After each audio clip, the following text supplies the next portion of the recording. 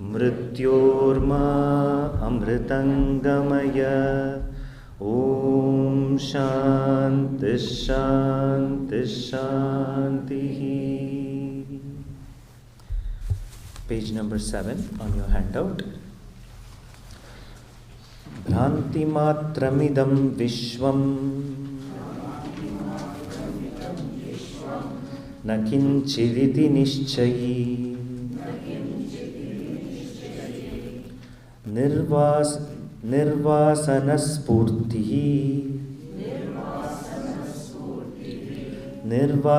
spurti matraha na kinchidiva shamyati.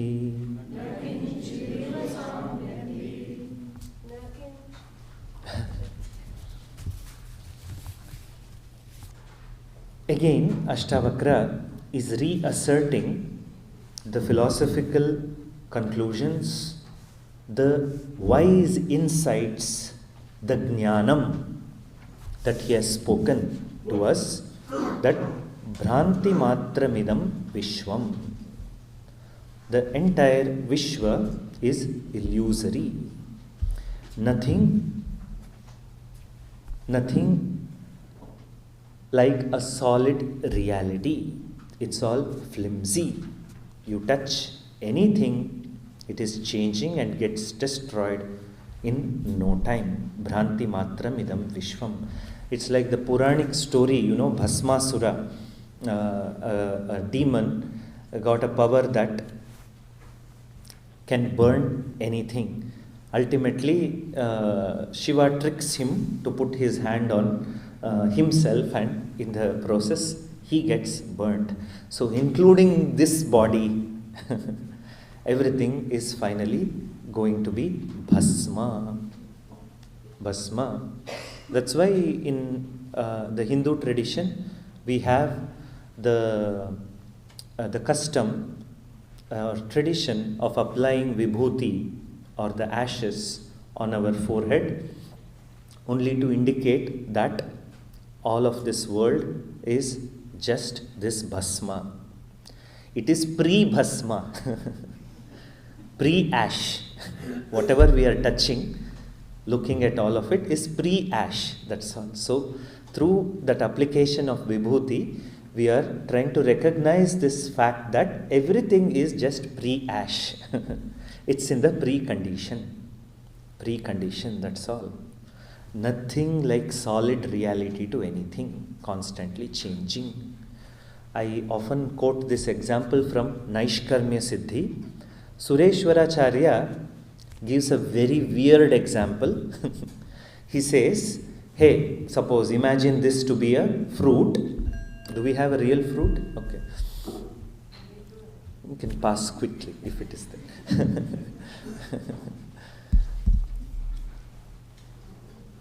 Okay, real any food. It could be namkeen, anything.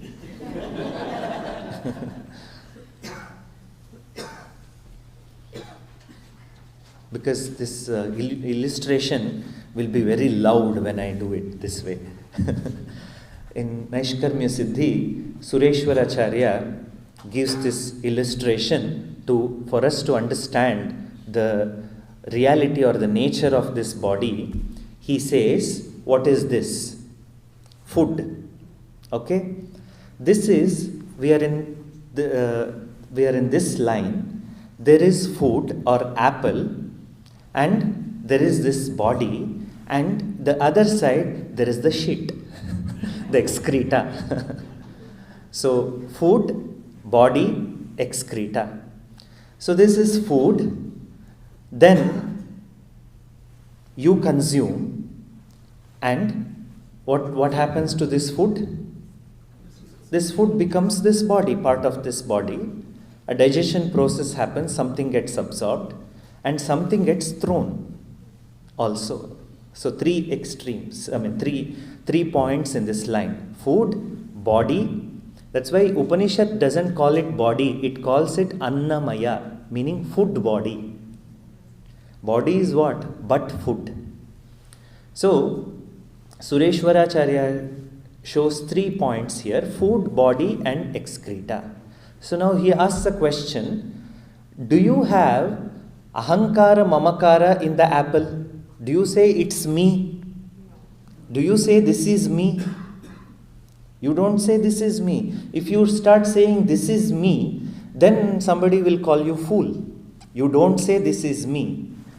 Do you say this is me? You never say this is me to the excreta. You never say this is me to the excreta. But what is this unusual phenomenon, this intermediary state between the food and excreta? You are calling it me. So the body is just an intermediate stage of the food, isn't it so? Body is just an intermediate stage of food, Panchabhutas.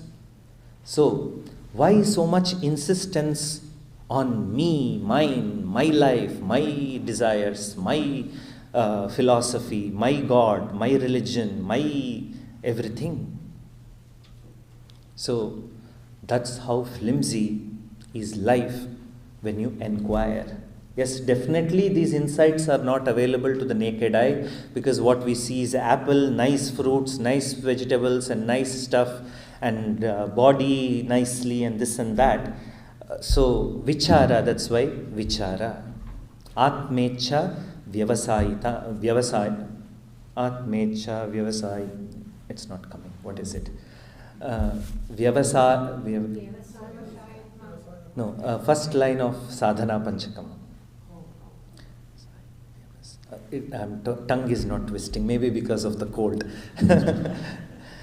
So why so much story about an intermediate stage called body? Why so much insistence on it? So are we advising neglect? No, we are not advising a life where you neglect the body, neglect your health. No, that's not what is being discussed. Saying why so much insistence on this just an intermediate phenomenon. Bhranti matram idam vishvam nakinchiriti nishchayi. That person is jnani, a wise person, has ascertained. In fact, he is so well ascertained, his name itself is one who is well ascertained with reference to reality. Nishchayi. He has firm conclusion. That person has firm conclusion that all of this is just Bhranti. I will just spend another minute on Bhranti. Please note that we are not denying your Vyavaharika experience. The world is something that you are experiencing very much. We are only questioning the reality of it. We are only questioning the reality of it. This is where Advaitins, Dvaitins, everybody gets disturbed when we discuss the reality of the world. So what is a Vedantin expecting? Your world, your conception of the world, everything should be intact and you should just keep on repeating Aham Brahmasmi, Aham Brahmasmi. What Vedanta is just parroting, like you bring some parrots and then train them to say few lines, and that one line could be Aham Brahmasmi, Aham Brahmasmi. So no glory in that. So real Vedanta is quite disturbing, because the carpet is pulled under your feet, because the carpet is that world, your conceptions of the world, and we have invested so much into the world that gets shaken up. So that's where we draw insights. So that is Bhranti. We are not denying your world. Of course it is there in your experience. We are only saying that it's not the final truth. It's not the final truth. It's an intermediary thing. Please understand that. So what is that person? So what is that jnani? How does that person interact with the same world that you and I see? Nirvasanaha. So he has no vasana. Because when the story has ended, there is no lesha of the story also. Because the script has ended, there is no aftertaste of the script. No vasana. No vasana. The jnani has cleared the mouth with lot of water and mouthwash. So no stickiness there, no vasana whatsoever. Vasana directly translates as latent impressions. Latent impressions that we hold. Somebody might have, for the sake of dietary restriction or something, might have given up sugar, but there is a lot of vasana to consume sweetness. There is a latent tendency or an impression for the taste of sugar is not lost. Externally, you might have given up sugar in a particular context. So, jnani is this person, no doubt he has rejected the world as just a phenomenon, doesn't even have latent impressions and tendencies towards that world, meaning neutral to the world. Nirvasana means neutral to the world, no latent impressions of raga dvesha towards the world. No raga dvesha. I'll tell you, this is not some idealistic concept. I pointed out your own experience with reference to a lot of things in the world. You are neutral. You do not even have like, you don't have dislike. It's just neutral. It's just neutral. You don't know, you don't have any particular opinion on it, nor even latent tendencies about it. So, when that is a possibility, making it towards the entire Jagat is also a possibility. Towards the entire Jagat is also a possibility. So, nirvasana, spurti matraha. Please ignore the pronouns that I use, because a jnani we are looking at as a no personality, no person, as a wise, somebody in whom the wisdom is shining. So that person is beyond all categories. So this wise person, the entire personality has dissolved. Thus spurti matraha. That jnani is but effulgence. That jnani is but light of awareness. That light of awareness. That's why some of the poetic literature of Vedanta, Hinduism and all you see, this is very symbolically presented that I went to see a Mahatma, I didn't see anything but a flame. Do not make it literal. The poetry is conveying, the song is conveying, saying that there was no person there, there was just light of awareness. What I saw was just light of wisdom. There is no persona, there is no personality there. Spurti matraha, in fact, it is a possibility for all of us. It's not reserved for somebody in Orange or somebody in the Himalayas. It's very much a possibility to dissolve all our traits of personality and just shine as the light of wisdom. As light of wisdom.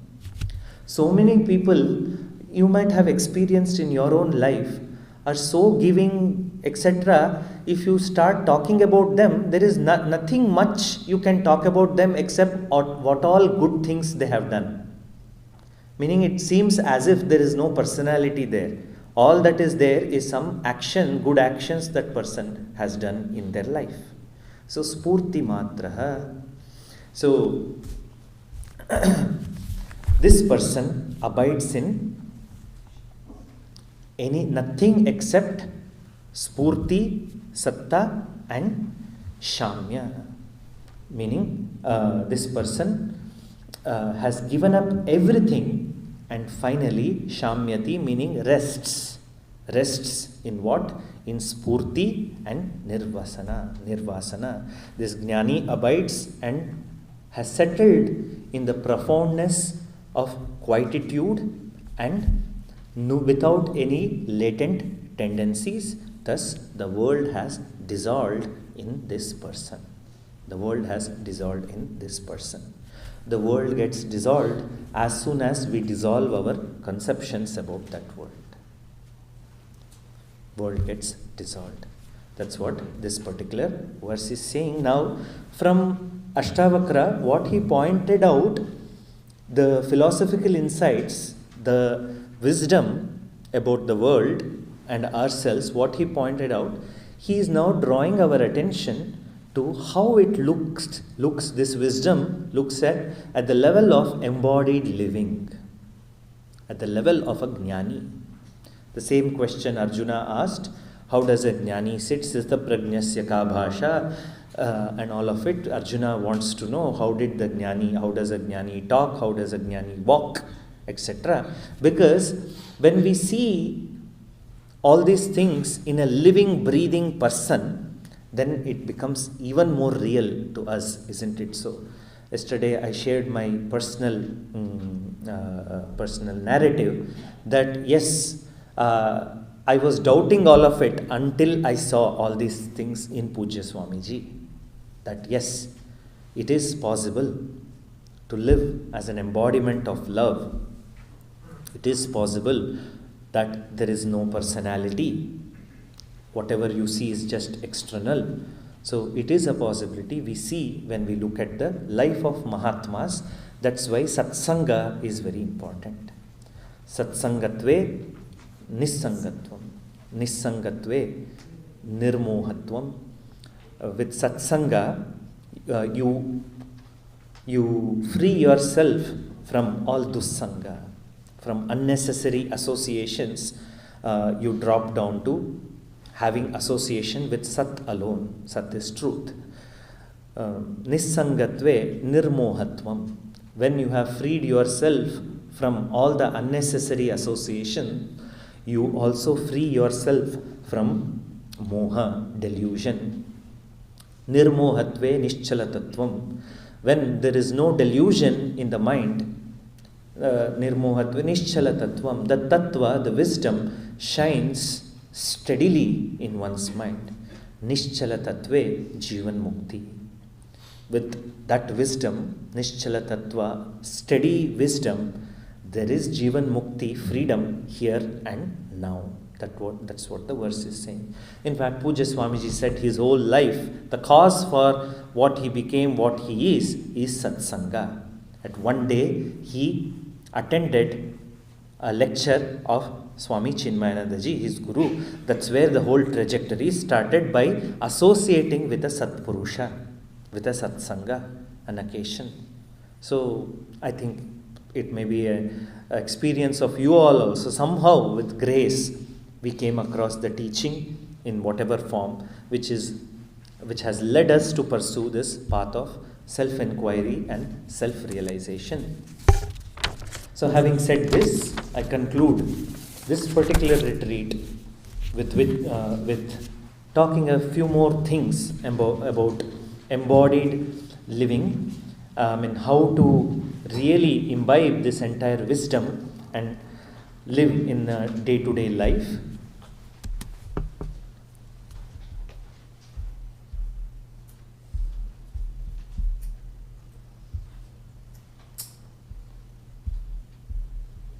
What is the verse?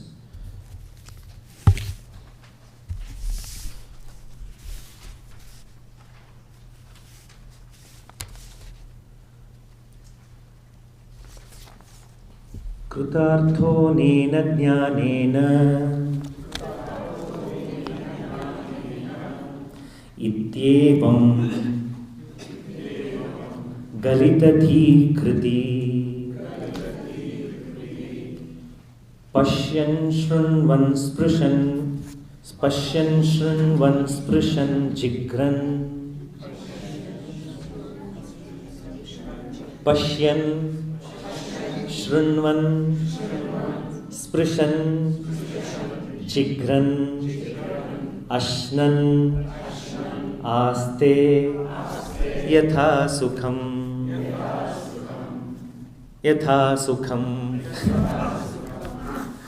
Sometimes to indicate the end of the verse, I repeat twice. Varalakshmi caught that idea and she repeated it. I missed it in the previous verse. So it's a pattern. Sometimes when we form a pattern in the mind, we like to go by the pattern. It happened once in Coimbatore when I was a brahmachari. You see, before we start the meal, we chant in the Gurukulam, we chant Brahmarpanam, Brahmahavi, Brahmagno, Brahmanahutam, Brahmaiva tena gantavyam, Brahma karma samadhina, Namah Parvati Padaye, Hara Hara Mahadev. So, this is what we chant before taking the meals in the Gurukulam. So, Pujya Swamiji was teaching this chapter of Gita where this verse comes. Brahmarpanam Brahmahavihi. So Pujya Swamiji chanted Brahmagno Brahmaiva tena gantavyam Brahma karma samadhina. So all of us also chanted Brahma karma samadhina. Then one brahmachari chanted Haranamah Parvati because there is association. After that verse we chant this. Again, how indicates how patterns gets formed in our mind. Is there any reality to this pattern? Why we formed this pattern? Nothing. It's just a pattern. We humans like to go by patterns. Yeah.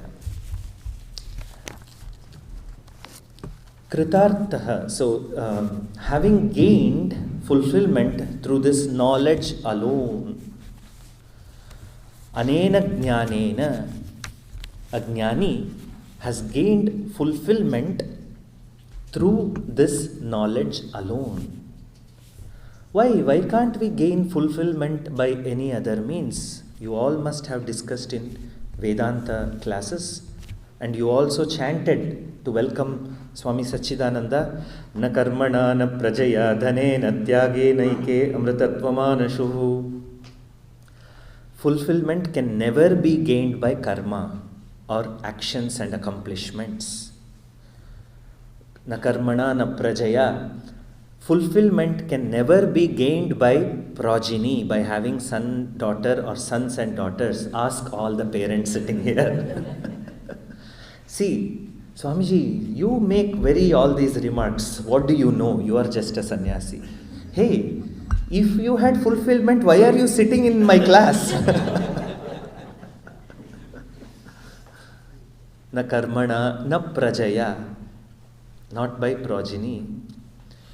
Dhanena na, so not by wealth, not by just more and more accumulation.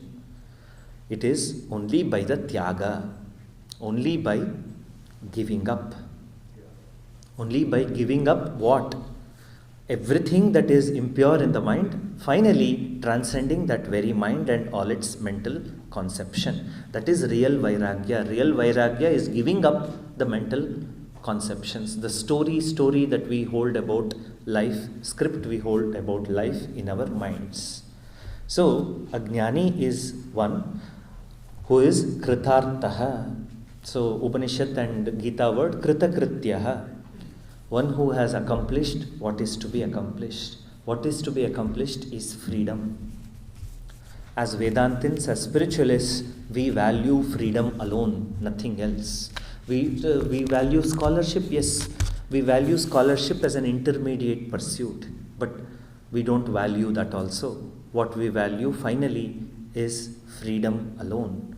The fundamental question we ask in Vedanta, are you free? That's all, nothing else. Are you free?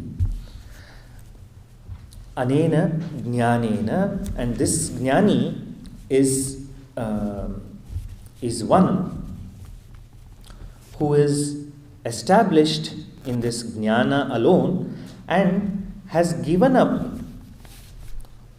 one's sense of individuality and all compulsions.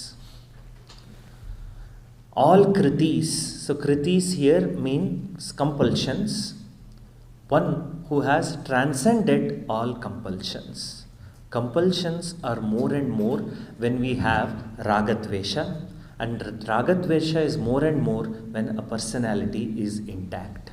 A personality is intact.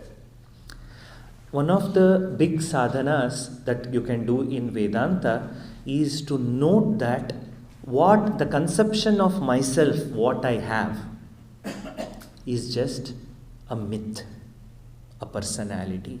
It was not like this before and it's not going to be there after few years. It just appears to be something solid, to dilute the personality. The exercise is to see through that everything we associate with a personality is not something solid.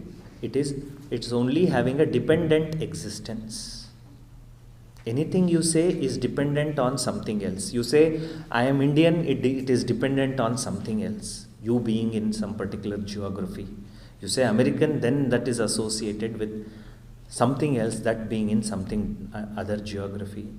So any label that we put in is very, very flimsy, not something solid.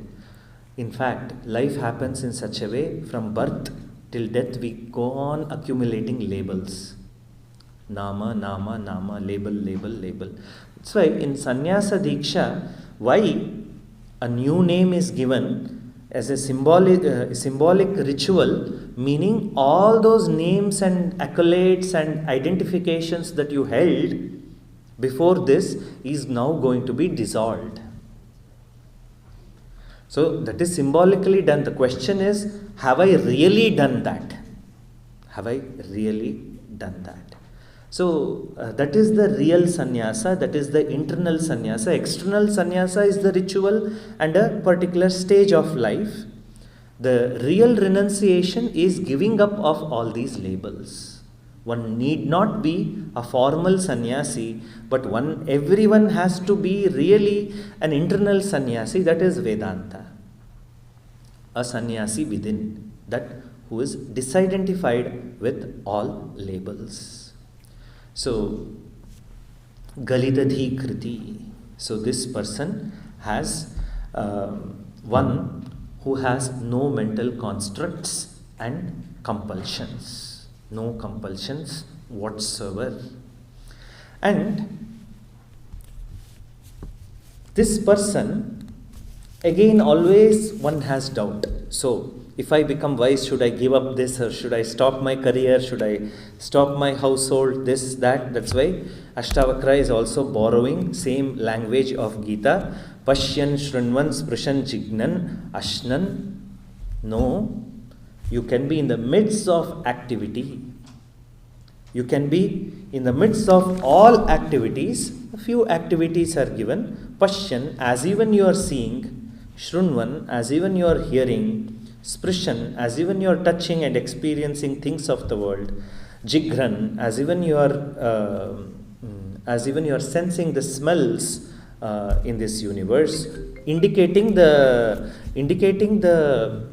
kriya of the panchendriya, as even you are engaged with the world, with your five senses. Ashnan, as even you are eating, but you are abiding in that self.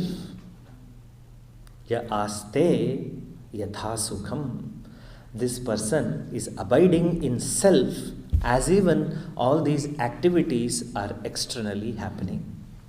Externally you may see a lot of activity, yet there is a certain internal calm. There is a centeredness, and that centeredness is with the self. That's why Jnani is called as Hamsa, a swan, mystical swan in Sanatana symbolism. Why? Because a swan has a lot of activity, but it is appearing in most steady, in such a profound, beautiful manner. It is meandering and sailing through the waters of life. Such is the life of a Jnani. There may be a lot of activity, yet there is this profound centeredness, and that centeredness is coming from identifying with the self. Absence of ignorance, presence of knowledge and wisdom is the hallmark of a Jnani, and externally whatever can be. It is just contextual. Each wise person may have their own approach to life. Pujya Swamiji used to say, there is really no way to sense a Jnani, to say this is a Jnani, that is a Jnani. The only way is for you to be a Jnani, so that you know that there is another Jnani. So don't go on looking for jnanis. Look for jnani within and you be that jnani. So Pujya Swamiji used to joke, how do you ascertain who is a jnani, who is an ajnani? By the length of beard? No, it's all impossibility. So the focus is on finding an acharya, acharyavan purusho vedaha.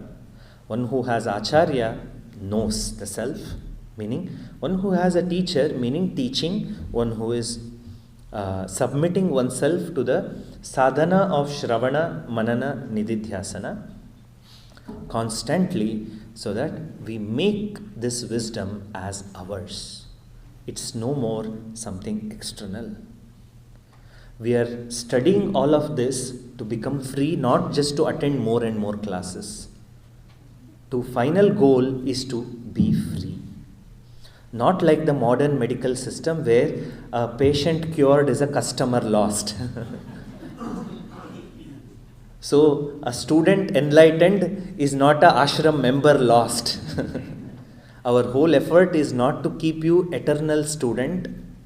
The whole effort is to free you, not to submit you into an institution. The whole effort is to make you free. Here and now. That's the very, very unique thing about Vedanta. That ashrams are built not to make you a permanent member, but to free you from its need. And once when I was, I'm always a student, but as a brahmachari, when I first studied Viveka Chudamani, the last verse of Viveka, in the last portion of Viveka Chudamani, the Shishya does namaskara to the Guru blesses and they both depart. I am like, oh my God, what is this? How can this happen? How can Shishya leave the Guru? How can Guru leave the Shishya? What is this? What is it? It was quite a shocking for me, shocking ending of the text for me. Yes, the association of Guru and Shishya is in the context of exchange of wisdom. The Guru, being an ocean, imparts this water onto this Shishya who thinks he is a river, only to make him understand that no, essentially you are also water, nothing else. So with that, the journey culminates. So this knowledge expresses in our day-to-day life as simple, uncomplicated living. You don't have to do anything extraordinary in order to sustain wisdom. That's why these simple day-to-day words are used. Pashyan, Shrunvan, Sprishan, Jigran. All the activities you continue to do even after gaining this knowledge. Even after gaining this knowledge. You go on with your life the way you want to engage, as long as keep the framework of dharma. Then don't ask the question, why should I keep the framework of dharma? That's just a commonsensical thing to do. It's just a commonsensical thing to do. It's common sense to abide by rules of the traffic. That is dharma. That's all it is. So that's how this manifests.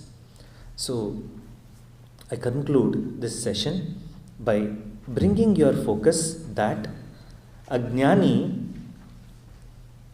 abides and navigates through the waters of life by totally identifying with Atma, the Sukha Swarupa. Thus, in all the activities, a jnani is just engaged as though, but not in reality. Having gained fulfillment through this knowledge alone, the accomplished one's sense of individuality and compulsions fall away. Seeing, hearing, touching, smelling, eating, engaged in all ordinary activities, such a person abides at ease. That person is not fighting with life, is at ease with life, living comfortably and naturally without any inner conflict or disturbance. We sail through the waters of life without internal discomfort. Swamiji, I was hoping that you will say external discomforts will go away. Might not. We don't promise anything with reference to external in Vedanta. What Vedanta promises is this inner transformation, that freedom from inner disturbance.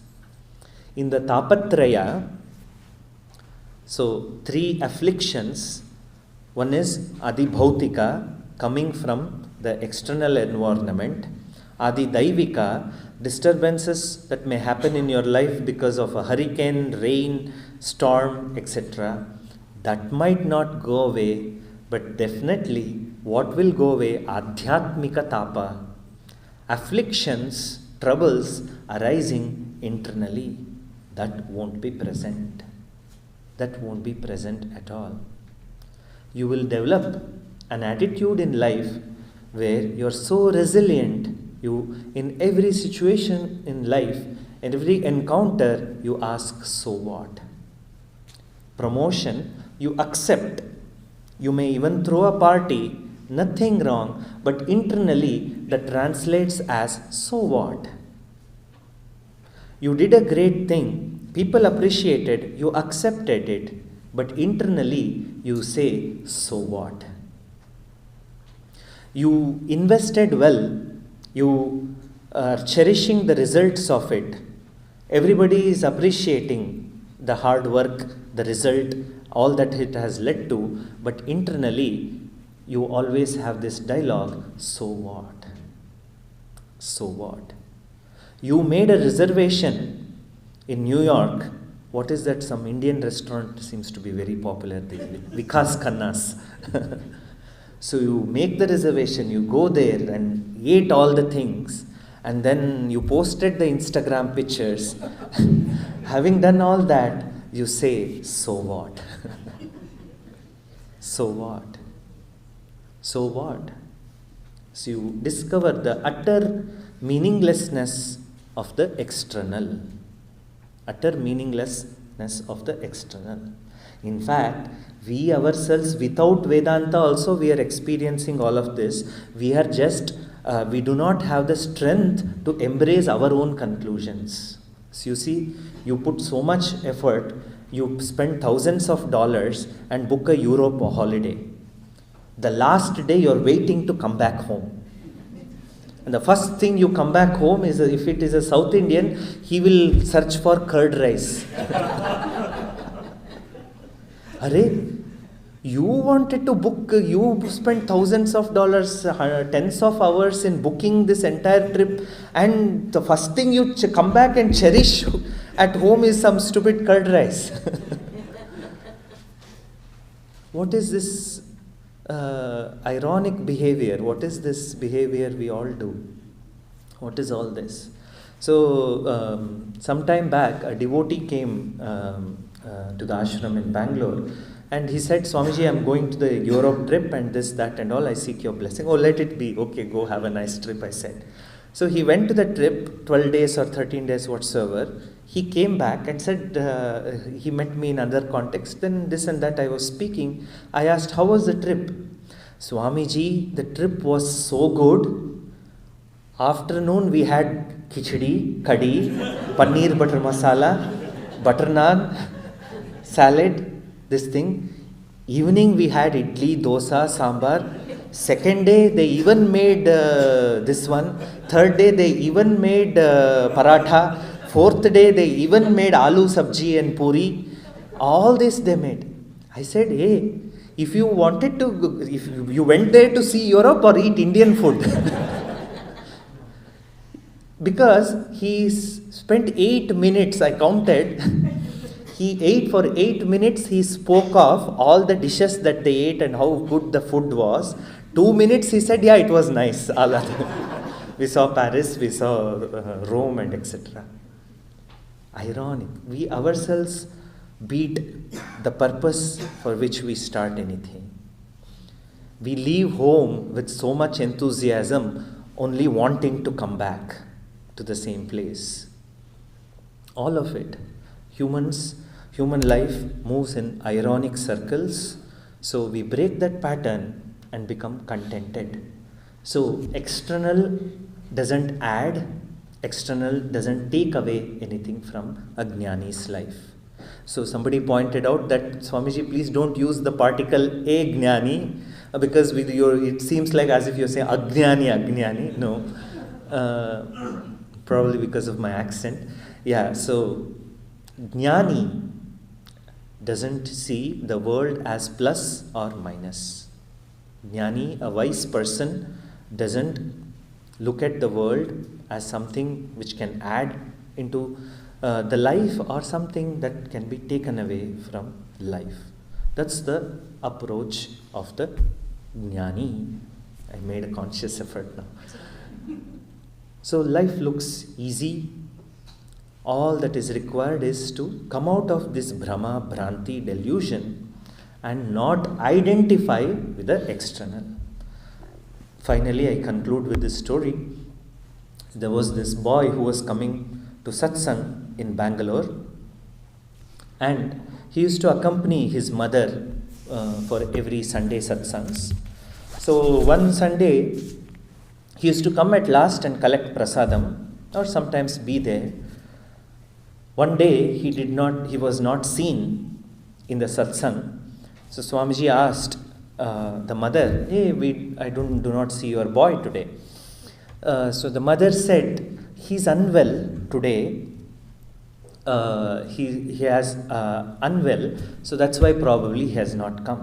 But at the end of the satsang, when people were still taking fruits, the boy came, and then Swamiji asked him, "Hey, your mother said you are unwell. How are you?" So the boy replied, "I am fine, tooth is aching." I am fine, tooth is aching. That's Vedanta. I am fine, kitchen sink is leaking. I am fine, insurance is not well. I am fine, investments are down. I am fine, career is not peaking. I am fine, I have something to handle. I am fine, health is not all right. I am fine, son is not getting married. I am fine, food is not tasty. I am fine, the hall is cold. I am fine. All the way, I am fine. I am fine. Ahamatma Purnaha. Ahamatma Purnaha. That's the conclusion of Astavakra. That's the conclusion of Vedanta. I hope these verses inspire you to seek more, be in the constant sadhana of Shravana, Manana, Nididhyasana. And I invite you all to please do not stop the in-person teachings. So Puja Swamiji established the Gurukulam here, Arshavidya Gurukulam, for that reason alone, that periodically you must study this in an ashram environment, or even in the context like a retreat, what we have done, in person. Do not just stick on to the online classes and your own engagements with the catalog of YouTube Swamis. Vedanta is not just alone. Keep on looking whether am I transforming myself. Each and every day, put that introspective question to yourself. Am I progressing? Am I transformed? Am I free? So that question when you pose to yourself, these answers will come forth. And I also encourage you to spend more and more time in meditation and nididhyasana.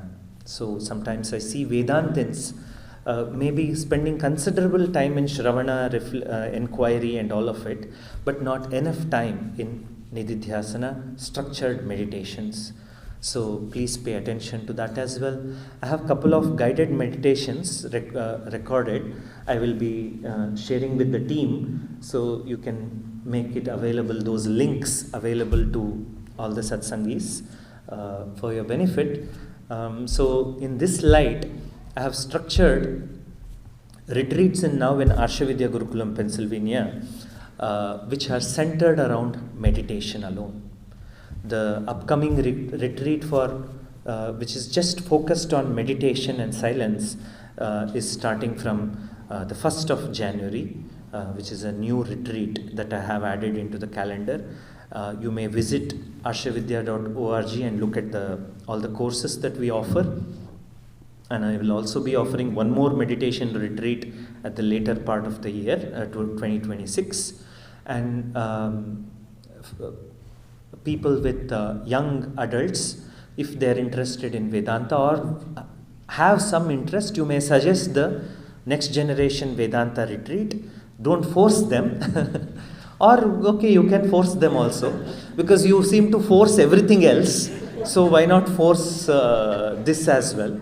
So force them to try and push them for the next gen Vedanta retreat, which they will find a lot more engaging, speaking to them at their level and the problems that they face in their day-to-day life. With that, it was wonderful meeting you all, being with you all, small exchanges. I hope I will try to find more time in the next calendar year so that I have much more interactions with you all. Maybe I can have occasions that I visit your homes and take Thai green curry from in other contexts. So we will plan that in future occasions. So please do visit ashram for your own benefit and also to support and continue the institution which has been established by Pujya Swamiji. And I invoke the blessings of Pujya Swamiji upon all of you. May your path be clear. May you have the strength to handle the challenges of life and yet be dedicated to understanding the vision of Vedanta and be free here and now in this very life. May you enjoy health, wealth and peace and happiness. Hari Om Tat Sat.